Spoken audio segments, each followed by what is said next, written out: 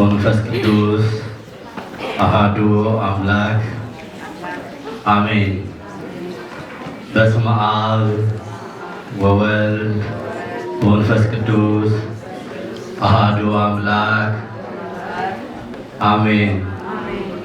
ነው ከዘቀጣችሁ መዝሙር ብቻ ነው እየተደጋችሁ እስቲ የመጨረሻውን አብረን በስመ አብ ወወልድ ወመንፈስ ቅዱስ አሐዱ አምላክ አሜን።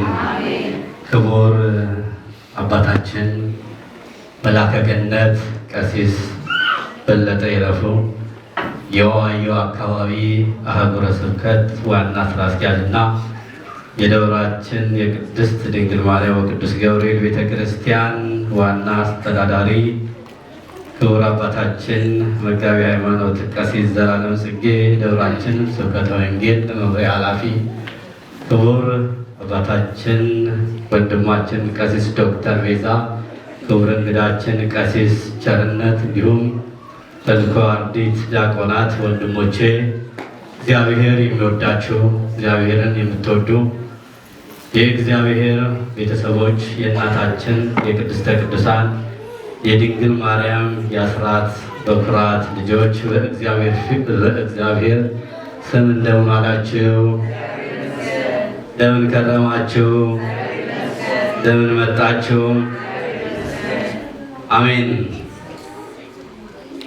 ከፀሐይ መውጫ እስከ ፀሐይ መጥለቂያ የአምላካችን የመድኃኒታችን የኢየሱስ ክርስቶስ ቅዱስ ስሙ የተባረከ ይሁን። አምላካችን መድኃኒታችን ኢየሱስ ክርስቶስ ቢፈቅድና ቢወድ የትምህርታችን ርዕስ መነሻ ይሆነን ዘንድ ልበ አምላክ ቅዱስ ዳዊት በጻፈው በመዝሙር 134 በቅንፍ 35 ቁጥር 3 ላይ ያለውን ኃይለ ቃል መነሻ በማድረግ ነው። ማን ያስተምረን? ማን ይርዳን? ማን እንድንሰበሰብ ፈቀደልን? እኛ የማንን? ሁሉን ነገር የማን ነው? የእግዚአብሔር ነው። ለማን ዘመረን? ለማን ዘመረን? ማንን አመሰገነን? ማተመሰገነ? ማከበረ? እግዚአብሔር ሲከብር ደግሞ ማን ይከብራል?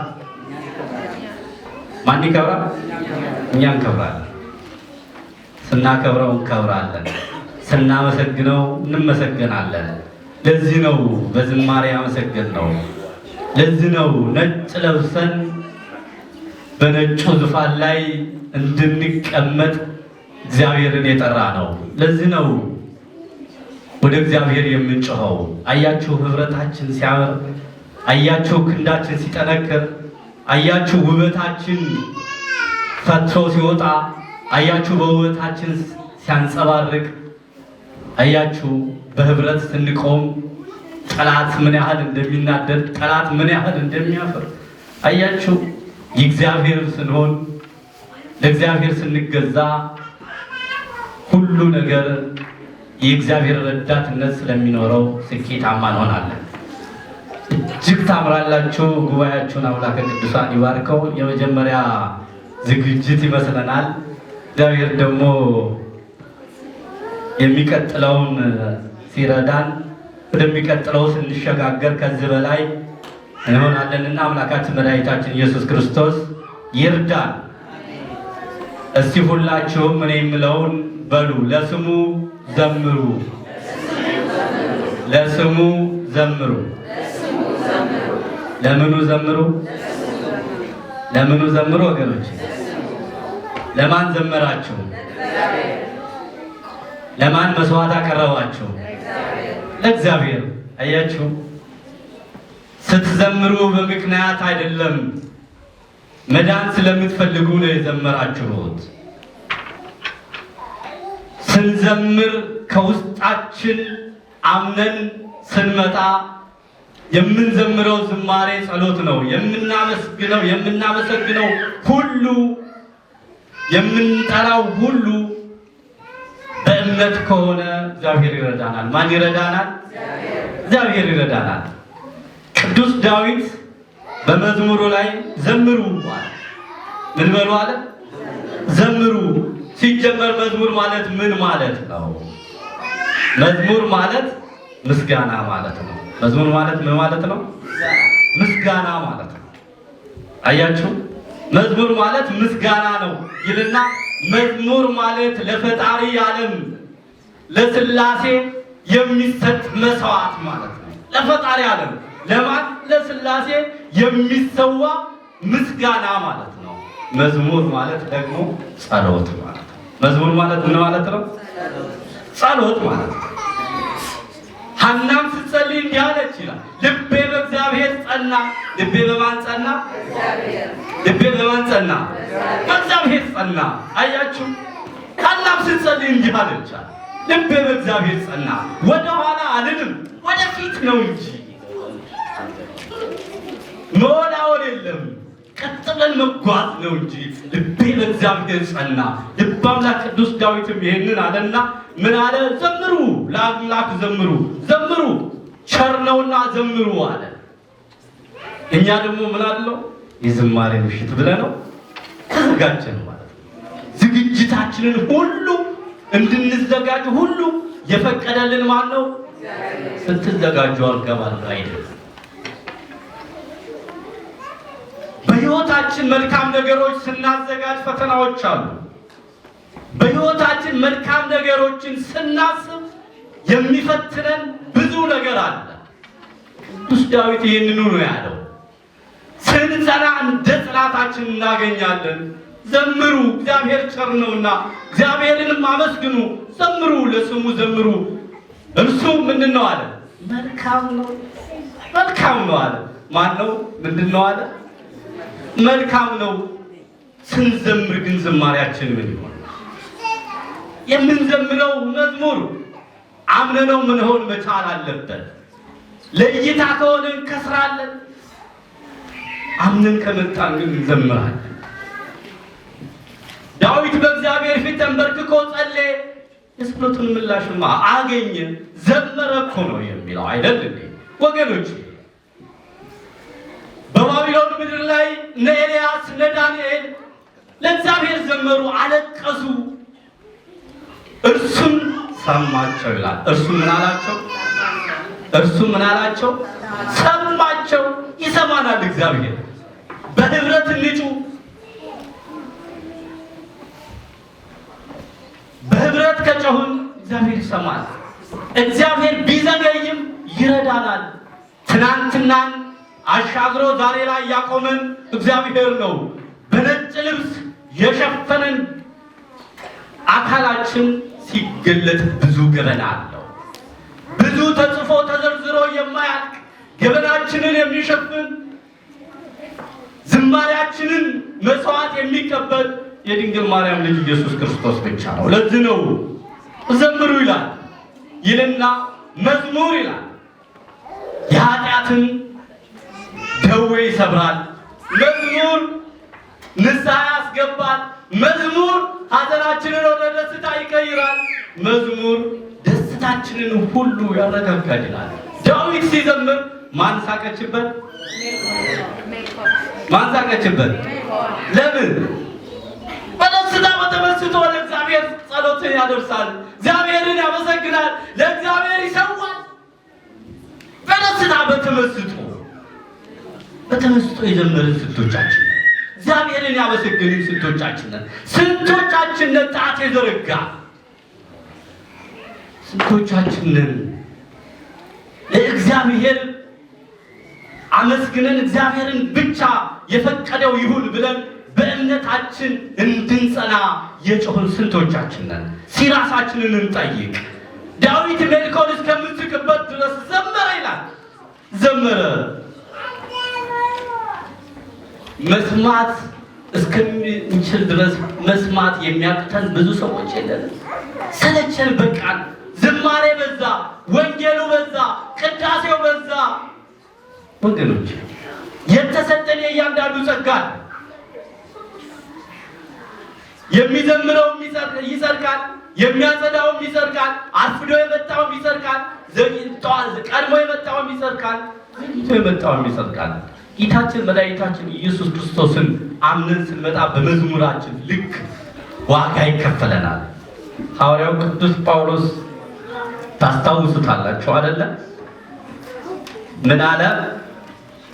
የያዕቆብ መልእክት ምዕራፍ 5 ቁጥር 13 ላይ ከናንተ መከራ የሚቀበል ማንም ቢኖራል፣ ከናንተ መከራ የሚቀበል ማንም ቢኖር አለና ቢኖር እርሱ ይጸልያል። እርሱ ምን ይበል? እርሱ ምን ይበል? ይጸልይ። ትረዳላችሁ አይደል? አማርኛ እያወጡላችሁ ነው። ከናንተ መከራ የሚቀበል ቢኖር እርሱ ይጸልያል። ደስ የሚለው ማንም ቢኖር እርሱ ደግሞ ምን ይበል? ይዘምር። ክብር ምስጋና ለአምላካችን ይሁን።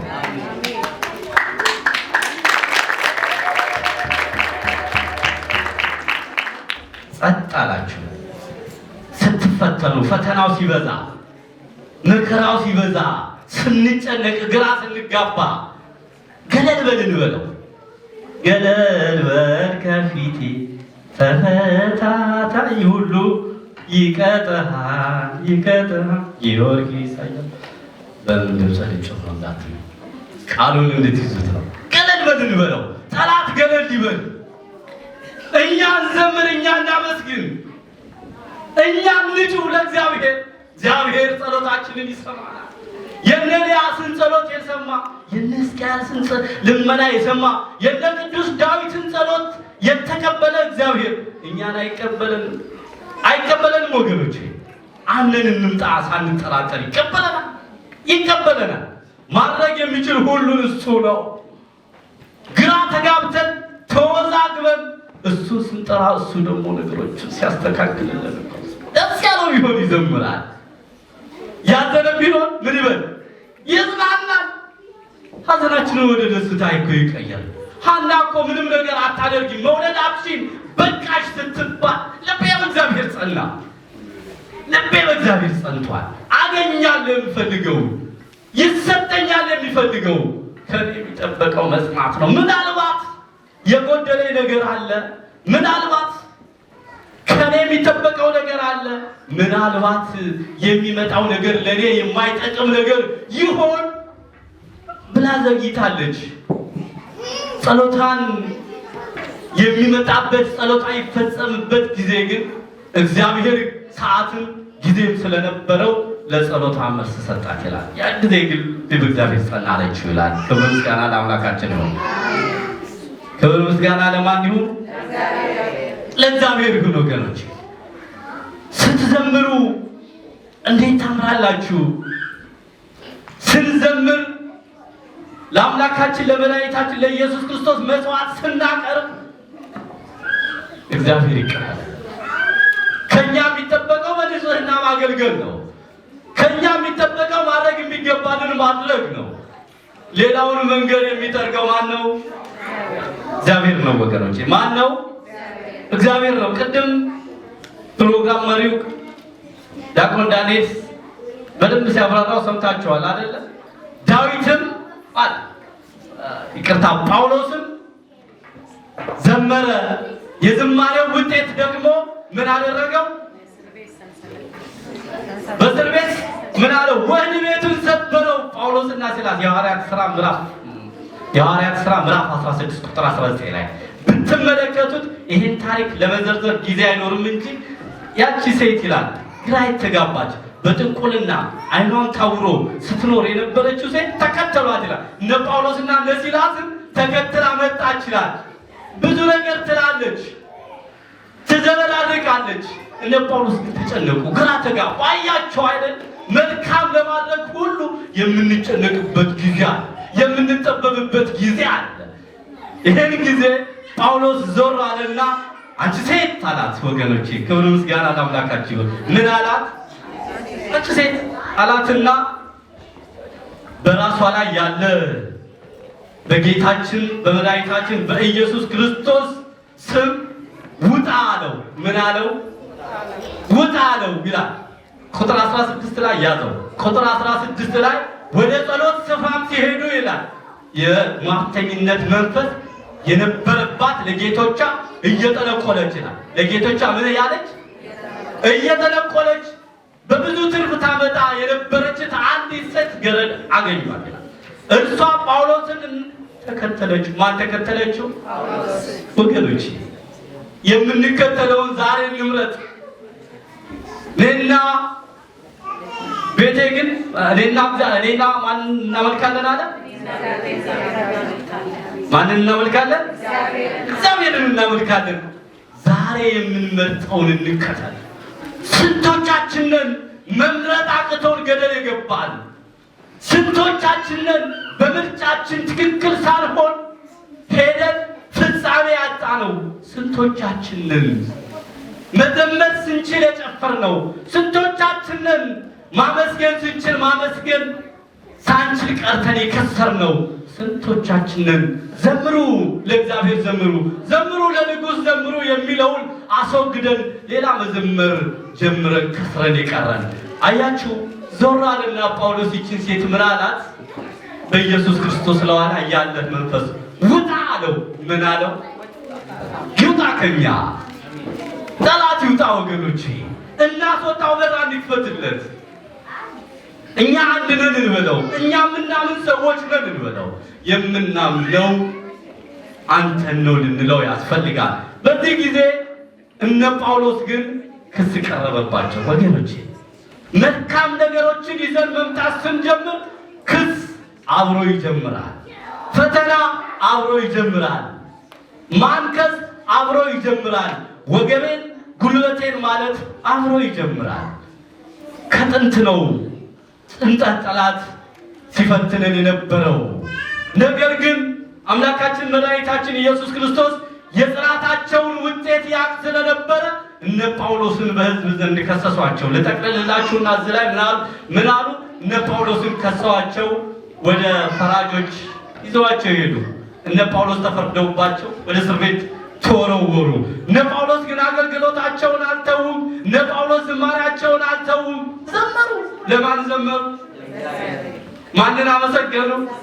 እግዚአብሔርን አመሰገኑ። አያችሁ፣ በማመስገን ውጤት እርካታ አለ። በምናመሰግነው ልክ ይከፈለናል። ስናመሰግነው እንመሰገናለን፣ ስናከብረው እናከብራለን ያለው ጳውሎስ ለዚህ ነው። ጳውሎስ በተቸገረ ሰዓት ላይ ተንበርክኮ ጸለየ። የጸሎትን ምላሽ ከእግዚአብሔር አገኘ ይልና በመንፈቀ ሌሊት ጳውሎስ በዛ ቦታ ላይ ሲዘምሩ ጳውሎስና ሲላስ እግዚአብሔርን በዜማ ሲያመሰግኑ ለእግዚአብሔር ሲቀኙ ወህኒ ቤቱ ለሁለት ተከፈለ ይላል። ክብር ምስጋና ለአምላካችን። አሜን። ደከሙ። እንደምን ዋላችሁ? እንደምን ከረማችሁ? ምሳ ያልበላችሁ እጃችሁ ነው። ሁሉም ምሳ በልቷል ማለት ነው። ጳውሎስና ሲላስ ምን አለ? ሲዘምሩ ምን ተከፈተ? የወህኒ ቤቱ በር ምን አለ? ተከፈተ። ማን ይመስገን? እግዚአብሔርን በደስታ አመስግኑት።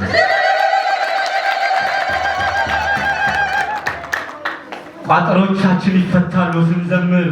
አምነን ስንመጣ ቋጠሮቻችን ይፈታል። ጨርቅ የከለለው ቋጠሮ ብዙ አለ። መከራ የከለለው ፊት ብዙ አለ። በሕይወታችን መውጣት ስንኖር፣ በሕይወታችን ውስጥ ብዙ ችግሮች ሲኖሩ፣ በብዙ ፈተና ውስጥ ስንኖር እንዘምር፣ ስናዝንም እንዘምር። ምክንያቱም የዝማሬ ውጤትን አይተናል። ከስር ፈቷል። የዝማሬ ውጤትን አይተናል። ለዳዊት መልስ ተሰጥቶታል። አይተናል። የዝማሬ ውጤት፣ የምስጋና ውጤት ብዙ ዋጋ ያሰጠናል። ስለዚህ ምን በሉ? ለስሙ ምን በሉ? ዘምሩ። ሰዓት ጨረስ። ለስሙ ምን በሉ? ዘምሩ። አንድ ጥቅስ ልስጣችሁና ሰዓታችሁን ጨርሳችኋል እያሉ ነው። ሰዓታችንን ጨርሰናል። ኤፌሶን 5:16 ላይ ሐዋርያው ቅዱስ ጳውሎስ ሲናገር በመዝሙር በዝማሬ በመንፈሳዊ ቅኔ እርስ በርሳችሁ ተነጋገሯል። እርስ በርሳችሁ ምን በሉ? ተነጋገሩ። በምን ተነጋገሯል? በመንፈሳዊ ቅኔ ምን በሉ? ተነጋገሩ አለና ለጌታ በልባችሁ ተቀኙ ዘምሩ አለ። ለጌታ በልባችሁ ምን በሉ? ተቀኙ። ለእግዚአብሔር ምን በሉ? ዘምሩ። ስለ መዝሙሩ በዚህ ሰዓት ላይ መናገር በጣም ከባድ ነው። 15 ደቂቃውን ጨርሰሃል ተብያለሁ እንጂ ብዙ መጥቀስ ይቻላል። እነ ጳውሎስም ብለናል አይደለ? ማቴዎስም ብሏል። ብዙ ሐዋርያትን ዘምረዋል። የቅዱስ ዳዊትን ብቻ እኮ ብትዘረዝሩ እጅግ ብዙ ነው። ዘምሩ ለእግዚአብሔር ዘምሩ፣ ዘምሩ ለንጉሥ ዘምሩ፣ ዘምሩ ለአምላካችን ዘምሩ። ስለዚህ ስለ መዝሙር መናገር እስከምንችል ድረስ ብዙ መናገር ይቻላል። ግን ማን ይፍቀድ? እንድንኖር ማን ይፍቀድ? የጠራን ማን ነው? ያሰባሰበን ማን ነው? በስሙ እንድንዘምር የረዳን ማን ነው? ክብር ምስጋና ለአምላካችን ይሁን። በስብሐት ለእግዚአብሔር።